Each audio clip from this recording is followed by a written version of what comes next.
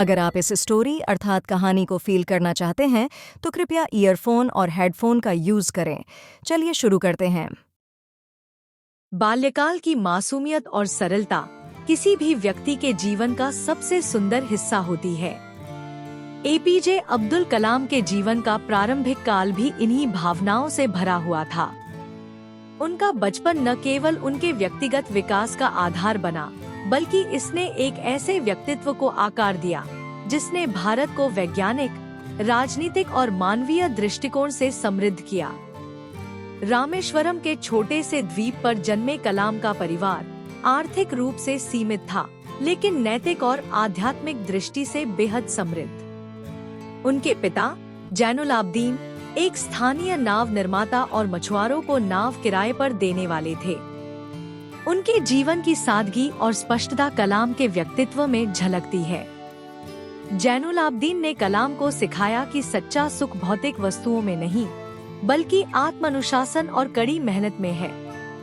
उनका यह विश्वास था कि हर व्यक्ति को अपने कार्य के प्रति ईमानदार और दूसरों की मदद के लिए तत्पर रहना चाहिए। उनकी माँ आशियम्मा एक दयालु महिला थी, जो अक्सर भूखों को खाना खिलाने के लिए अपने परिवार का भोजन बांट देती थी। परिवार का धर्मनिरपेक्ष दृष्टिकोण अद्वितीय था। कलाम ने अपनी दादी से पैगंबर की शिक्षाएं और अपनी माँ से रामायण की कहानियाँ सुनी। यह विविधता उनके बचपन का महत्वपूर्ण हिस्सा थी और उनके धर्मनिरपेक्ष दृष्टिकोण का आधार बनी। कलाम के बचपन की सबसे अनमोल स्मृतियां उनके दोस्तों के साथ जुड़ी थी। उनके करीबी दोस्त रामनाथ शास्त्री, अरविंदन और शिव प्रकाशन अलग अलग सांस्कृतिक और धार्मिक पृष्ठभूमि से थे। उनके बीच न जाति की दीवार थी न धर्म की। एक बार की बात है जब उनके एक शिक्षक ने सांप्रदायिक दृष्टिकोण दिखाते हुए उन्हें उनके हिंदू मित्र रामानंद से अलग बैठने को कहा, तो इसने दोनों बच्चों को गहराई से आहत किया। रामानंद के पिता, जो एक पुजारी थे, शिक्षक से मिलने गए और उन्हें स्पष्ट शब्दों में कहा कि इस प्रकार की संकीर्ण सोच को विद्यालय में बर्दाश्त नहीं किया जाएगा। यह घटना कलाम के जीवन में गहरा प्रभाव छोड़ गई। उन्होंने सीखा कि सच्चे रिश्ते धर्म, जाति या सामाजिक बाधाओं से परे होते हैं। दोस्ती और भाईचारे का यह मूल्य उनके जीवन भर के कार्यों में झलका। कलाम के जीवन की सबसे महत्वपूर्ण घटनाओं में से एक उनके विज्ञान शिक्षक श्रीवास्तव अय्यर से जुड़ी है। अय्यर ने न केवल उन्हें पढ़ाई में प्रेरित किया, बल्कि जीवन के गहरे सबक भी दिए।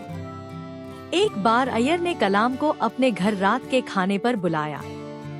हालांकि अय्यर की पत्नी धार्मिक संकीर्णता में विश्वास रखती थी और एक मुस्लिम लड़के को भोजन परोसने में झिझक रही थी। अय्यर ने खुद अपने हाथों से कलाम को भोजन परोसा और उनके साथ भोजन किया। उनकी पत्नी ने यह सब देखा और धीरे धीरे उसकी सोच बदल गई। अगली बार जब कलाम उनके घर गए, तो उनकी पत्नी ने खुद उन्हें रसोई से भोजन परोसा। यह घटना कलाम के लिए एक सबक थी कि धैर्य और सकारात्मक दृष्टिकोण से समाज में बदलाव लाया जा सकता है।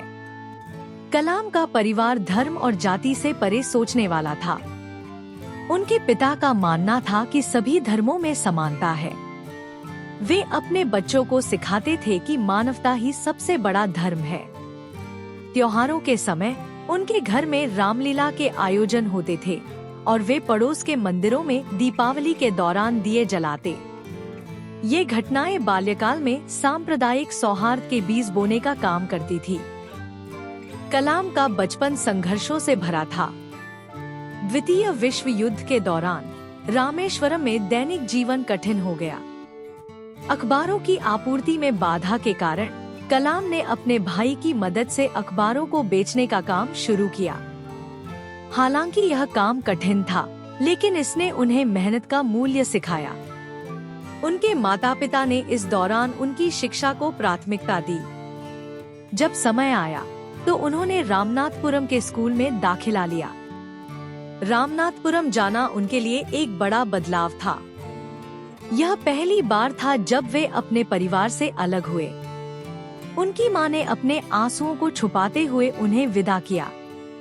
इस पल ने कलाम को आत्मनिर्भर बनने और अपने सपनों को पूरा करने की दिशा में आगे बढ़ने के लिए प्रेरित किया।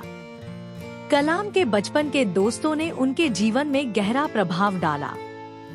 रामनाथ शास्त्री ने अपने पिता की तरह मंदिर में पुजारी बनने का रास्ता चुना। अरविंदन ने तीर्थयात्रियों के लिए परिवहन सेवा शुरू की और शिव प्रकाशन ने दक्षिण रेलवे में खानपान का व्यवसाय शुरू किया। भले ही उनके रास्ते अलग अलग हो गए, लेकिन उनकी दोस्ती हमेशा बरकरार रही। यह कलाम के लिए यह सिखाने का माध्यम बना कि जीवन में रिश्तों को बनाए रखना कितना महत्वपूर्ण है। एपीजे अब्दुल कलाम का बचपन न केवल मासूमियत का उदाहरण है, बल्कि यह भी दिखाता है कि कैसे जीवन की शुरुआती सीखें और अनुभव हमें मजबूत और प्रेरणादायक इंसान बनाते हैं। उनका बचपन केवल उनकी कहानी नहीं, बल्कि एक ऐसा संदेश है जो भाईचारे, सहिष्णुता और सांप्रदायिक सद्भाव को बढ़ावा देता है।